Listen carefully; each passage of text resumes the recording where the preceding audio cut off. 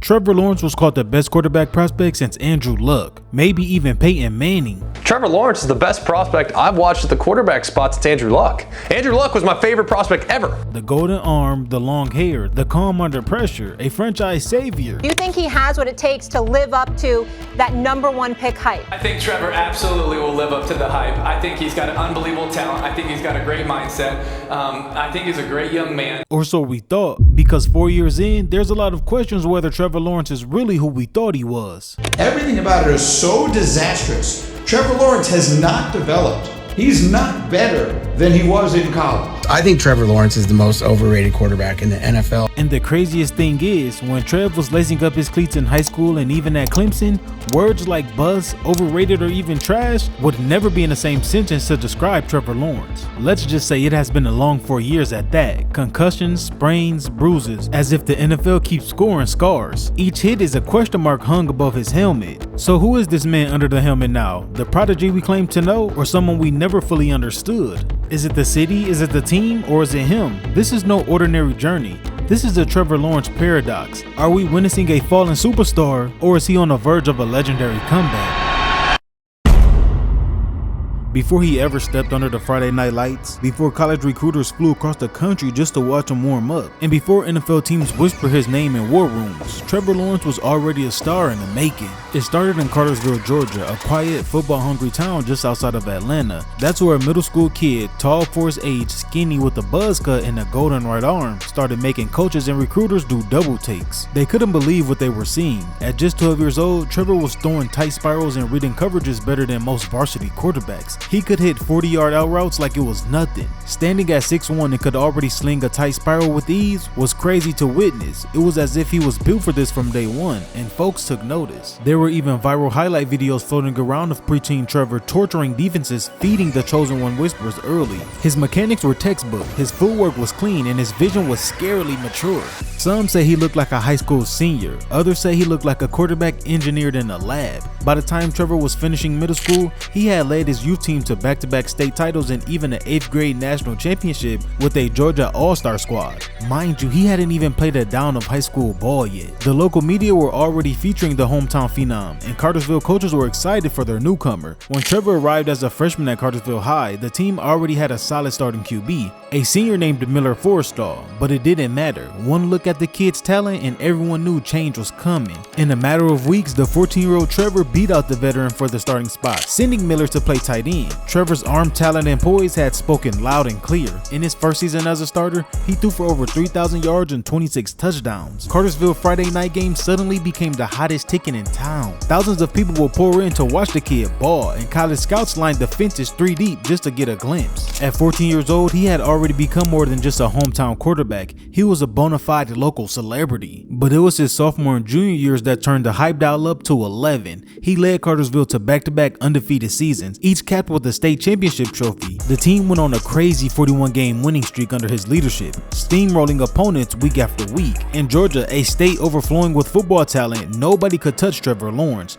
By 16 years old, he wasn't just a promising player, he was being heralded as a generational quarterback talent. Recruiting analysts across the country already crowned him the #1 overall recruit in the class of 2018 before he even finished his sophomore season. College scholarship offers flooded in by the dozen, from SEC powerhouses to national names coast to coast. He had 15 offers midway through his sophomore year and climbing. Every coach wanted the golden boy from Cartersville. With his success came sky-high statistics and lofty comparisons. During his sophomore season alone, Trevor threw for 3,600 yards and 43 touchdowns to just 4 interceptions. Then turned it up even more the following year as a junior, when he broke Deshaun Watson's Georgia State record for career passing yards and touchdowns, with 3,900 yards and 51 touchdowns. Those numbers had recruiters and journalists struggling to find his comparison. People started throwing around big names, headlines calling him the next Peyton Manning, the perfect QB prospect, a quarterback seemingly built in the lab to play the position. And honestly, his tape matched that. The kid was 6'6" by then with a rocket arm, razor sharp mechanics, and sneaky athleticism to boot. One scout raved that Trevor was the easiest 5-star evaluation of his career. He had slapped a 5-star on Trevor by the end of his freshman year. You've been a 5-star already. What do you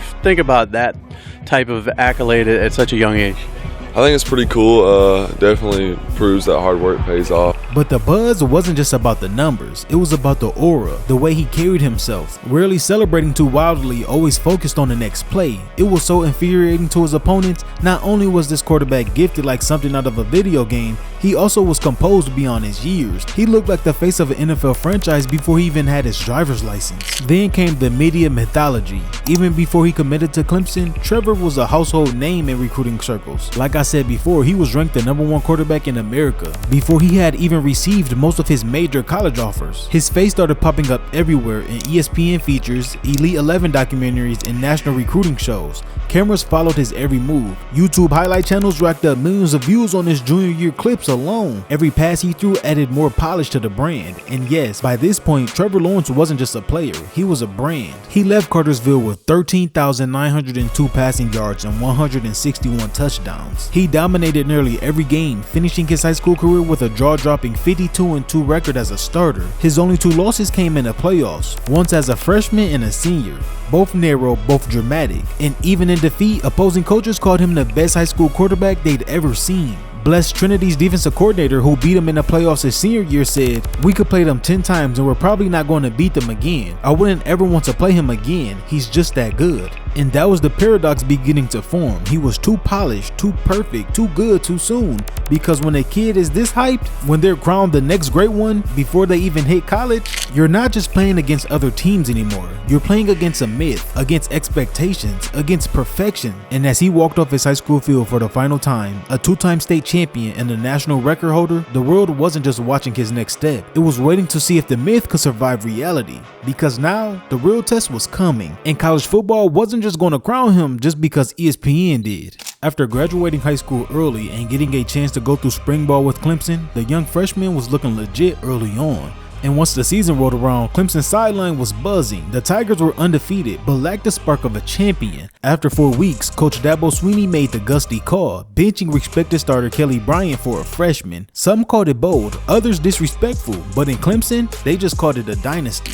In his very first start, Trevor torched the defense, lighting up the scoreboard with effortless precision. Against Georgia Tech, he went 13 of 18 for 176 yards, 4 touchdowns, and 1 interception, in a 49-21 blowout. Clemson was putting BTA to their opponents week in and week out. It wasn't just that Trevor was good, he made it look easy. After taking over the huddle, Clemson continued their streak and never lost a game that season. He led the Tigers straight into the college football playoffs, dismantling undefeated Notre Dame along the way. But waiting at the end was college football's king, Alabama, Nick Saban's Crimson Tide. Don't give a pass about number 10. What happened next? Nobody saw it coming. Trevor Lawrence, just 19, played like a pro, slicing Alabama's defense apart. He threw for 347 yards and 3 touchdowns, humiliating the Tide 44-16. The nation watched in disbelief. ESPN declared Trevor the best freshman quarterback in college football history, and Sports Illustrated crowned him king of college football. Even Dabo, usually cautious, boldly proclaimed, "He's the best we've ever had." But every crown cast its shadow, and soon questions arose, because Trevor wasn't exactly playing with average college kids. This was Clemson, stacked with NFL-bound talent. Wide receivers like T. Higgins had 81 yards and a touchdown, and true freshman Justin Ross piled up 153 receiving yards in that Alabama game. Running back Travis Etienne was practically a cheat code, and his offensive line looked straight out of an NFL depth chart.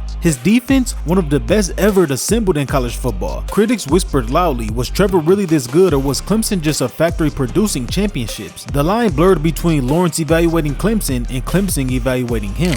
Then came the somewhat sophomore slump, if you could call it that. Lawrence was good, sometimes great, but cracks started to show. In the first 3 weeks of the season, he had already thrown 5 interceptions, after only having 4 on a year as a freshman. However, he did lead Clemson to another undefeated run, constantly putting up 250 plus yards and 3 touchdowns a game. But against LSU in the 2019 National Championship, Trevor faced a defense loaded with NFL talent and struggled badly. He completed just 18 of 37 passes, threw 0 touchdowns, and appeared rattled under relentless pressure. For the first time, time, he looked human, which was crazy to finally say. Critics pointed out to his shaky footwork, slower processing under blitzes, and occasional poor decision making. The chosen one suddenly seemed vulnerable. His junior year in 2020 brought more of the same, spectacular highlights mixed with puzzled mistakes. Trev balled at times in a shortened 2020 season, but again stumbled when it mattered most. Facing Ohio State in the college football playoff semifinals again against his hometown native Justin Fields, he put up big numbers, 400 passing yards and 2 touchdowns, but it came with costly mistakes, a crucial interception, and hesitation against the Buckeyes' aggressive blitz. Clemson lost and missed out on a chance in a three-peat appearance in the national championship. However, the media still praised him relentlessly as a can't-miss NFL prospect, but whispers grew louder. Was he truly improving or just coasting on the glow of past glory? Yet, despite these setbacks, nothing dented his golden boy status. By spring of 2021, Trevor Lawrence remained the unanimous #1 overall pick for the upcoming NFL draft. ESPN, Bleacher Report, and NFL analysts continued singing his praises, labeling him the best quarterback prospect since Andrew Luck or even Peyton Manning. Trevor Lawrence is the best quarterback coming out of college since Andrew Luck. In just 3 years, Trevor did leave his mark with just over 10,000 yards and 90 touchdowns, and finished his college career very similar to his high school career with only 2 losses in the playoffs, with a 34-2 record. But both those losses lingered, both against defenses packed with NFL talent. As he declared for the draft, the paradox was clearer than ever. Was he truly the generational talent everyone proclaimed, or was he just the face of college football's most dominant machine? Soon, the NFL would reveal the hard truth behind the Trevor Lawrence paradox. With the first pick in the 2021 NFL Draft, Jacksonville Jaguars select Trevor Lawrence, quarterback, Clemson. It was supposed to be easy. Trevor Lawrence, the golden boy, the can't-miss prodigy from Clemson, was taken #1 overall by the Jags in 2021, and the world was ready to witness greatness. But what unfolded was everything but that. His rookie season felt less like football and more like reality TV. It took the Rook a while to get adjusted to the program. In his very first game, he cooked somewhat with 332 yards and 3 touchdowns, but 3 interceptions also came along with that. Throughout the first 5 weeks, he threw 8 interceptions to only 6 touchdowns, and the Jags didn't get their first win until week 6. They ended the 2021 season just 3-14, finishing as the NFL's worst team. Trevor himself threw a league-high 17 interceptions against 12 touchdowns, completing only 59.6% of his passes. But it really wasn't all his fault. Under Urban Meyer's chaotic control, Jacksonville was a dumpster fire, complete dysfunction from day one. Urban's scandals, poor decision-making, and clashes with players dominated headlines, creating the worst possible environment for a rookie quarterback. ESPN bluntly described the Jaguars as a total disaster, highlighting the toxic culture around Lawrence's debut year. But this was a disaster of a whole other level, right? I mean, we've seen a lot of bad decisions and bad moves and bad hires. And chaos is no exaggeration. Meyer's short tenure was marked by drama and instability. He didn't even last a full season, fired after 13 games and countless embarrassments. Young Trevor was essentially a pilot flying a plane while it was on fire. As the rookie put it, the consistent losing was a reality check for sure, having never experienced anything like that in his high school and college days. Just learned a lot. That's what I'm taking for this year. Obviously, the NFL is completely different from college as far as offenses, like just so many things that you learn that you can't learn unless you go through it. So, despite the ugly stats in the franchise turmoil, the media was hesitant to pin the blame on a 22-year-old quarterback. Give him time, it's not his fault became a common statement among analysts and fans. The Jags front office and GM preached patience, calling 2021 a learning experience for their young quarterback. Then enters Doug Peterson, the Super Bowl winning coach tasked with salvaging Trevor's career. And suddenly, sunshine returned to Duval County. Lawrence improved dramatically. He passed for a little over 4,100 yards and 25 touchdowns to only 8 interceptions, with an 85.2 passer rating, guiding the Jaguars to a winning record in their first playoff berth since 2017. Trevor earned his first Pro Bowl nod, and Jacksonville fans finally had reasons to hope. During the regular season's final 9 weeks, Trevor was one of the best quarterbacks in the league, ranking second in completion rate and posting a 15-2 touchdown to interception split, while leading the Jags to a 7-2 finish. And in a wildcard round, he brought the Jags on a comeback for the ages against the Chargers. The game started as a nightmare. Trevor threw 4 interceptions in the first half, digging a 27-0 hole. It was a rough playoff debut as one could imagine. He became the first quarterback ever to throw 3 picks in the first quarter of a postseason game.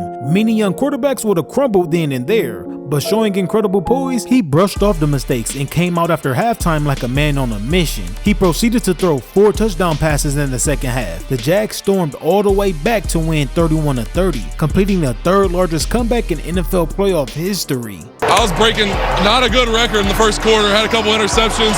We know we're always counted out of these games and we don't care. We love it. So just kept believing in one another. And the craziest part about that night is bro went to Waffle House out of all places for a post-game meal and to celebrate. It was the kind of performance that builds legend. The team rallied around their quarterback and the NFL world took notice. He's becoming Andrew Luck. That's what I felt like watching that game.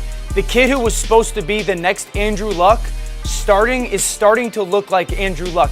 By the time the Jags postseason run ended, which was to Kansas City the next week, the narrative around Lawrence had flipped. The media declared his arrival on the big stage. This was the player Jacksonville had been waiting for, the player that was promised in the 2021 draft. As one anonymous NFL coordinator put it, under Peterson, Trevor's mechanics improved, decision-making sharpened, and the natural talent shined through. Suddenly, the long-suffering Jaguars had hope and hype. But progress isn't always linear, and in 2023, he faced a harsh reality check. Expectations were sky high for year 3. Many thought Trevor would cement himself among the NFL's top tier. Instead, the season became a grind marked by inconsistency, regression under pressure, and eventually pain. And he is in serious pain. Trevor's decision-making took a step back. Too often he reverted to some rookie-like mistakes, especially in critical moments. The stats dipped across the board. He finished with 21 touchdowns and 14 interceptions, a noticeable decline from the efficiency of the year prior. His passer rating fell to 88.5, and those top 10 quarterback conversations quieted. The Jaguars as a team stumbled to an 8-9 record, losing their final 5 games and missing the playoffs, a bitter collapse to an 8-4 start. And you're probably wondering, what went wrong? A little bit of everything. Trevor showed inconsistent judgment, especially in the red zone, where the Jaguars repeatedly shot themselves in the foot. In the Week 10 blowout loss to the 49ers, he threw 2 interceptions and lost a fumble as part of a 4-turnover debacle. Jacksonville coaches had emphasized protecting the ball, but that didn't happen. Doug Peterson was heated in the post-game pressers. You can't do that. You just can't do that. Talking about the turnovers that his team gave up in the game. We obviously got to look at ourselves in the mirror and figure some things out. And so 3 or 4 games that are not very good.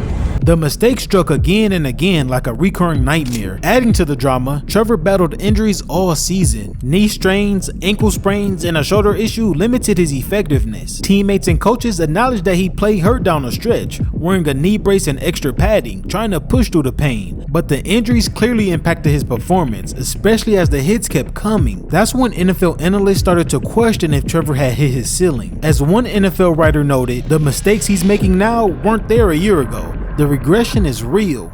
Entering 2024, the stakes couldn't have been higher. It was now or never for him to prove he belonged among the elite or risk becoming another cautionary tale. Unfortunately, the pressure mounted and Trevor pussyfooted around. He ended the year with alright stats, just 11 touchdowns, 7 interceptions, and a passer rating barely above 85. But worse were the turnovers. Lawrence tied for the league lead with 7 fumbles, often at critical moments. Peterson's post-game pressers grew more frustrated as he repeated the same refrain: "We have to stop beating ourselves." But the Jaguars continue to do exactly that week after week. Division rivals like Houston's CJ Stroud and Tennessee's Will Levis routinely outperformed him, pushing Jacksonville further down the standings. In truth, part of the answer lay in Trevor's health, which went from bad to worse. 2024 proved to be a war for him physically. He battled a high ankle sprain early in the year, then a few weeks later had a concussion scare after a nasty hit while scrambling, and he had also re-aggravated the left shoulder injury that bothered him late in 2023. By mid-season, Trevor was practically held together by braces and tape. The injuries took away his trademark arm strength and made him hesitant in the pocket. I mean, who wouldn't be after taking that many shots? The front office eventually made a painful decision. After a Week 13 concussion, they shut Trevor down for the year, placing him on injury reserve with 5 games to go. And Jacksonville Jaguars quarterback Trevor Lawrence placed on injured reserve.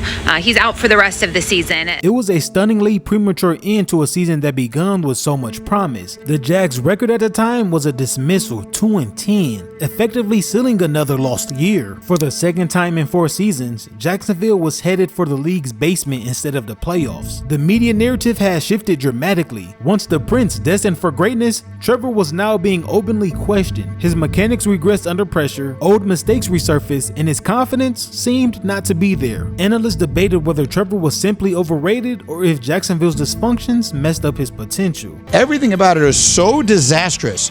Trevor Lawrence has not developed. By the end of 2024, Trevor Lawrence stood at a crossroads. His first 4 NFL years had been a whirlwind: early disasters, dazzling moments of redemption, frustrating regression, and mounting injuries. The league's harsh reality had tested him in ways he'd never experienced before. The Golden Boy image was tarnished, leaving a lingering question hanging over his head. Was Trevor Lawrence really who we thought he was, or did the NFL expose a hard truth nobody wanted to admit? I think Trevor Lawrence is the most overrated quarterback in the NFL. Trevor Lawrence kind of came in as the generational talent, which I mean, we're getting them every single season, it seems. When Trevor entered the NFL, media outlets and analysts didn't hold back. They promised Jacksonville the next Peyton Manning, a generational talent, a quarterback destined for greatness. But what the Jaguars actually got was far more complicated. Now, he did give Jacksonville flashes of brilliance everyone expected, highlight reel throws, clutch performances, and moments that reminded everyone why he was the #1 overall pick. But those flashes quickly faded into confusion, inconsistency, and costly mistakes. For every miraculous throw, there were upsetting interceptions and questionable decisions. The reality was hard to ignore. Trevor wasn't living up to the towering expectations. Adding to the frustration, he quickly earned the dreaded injury-prone label.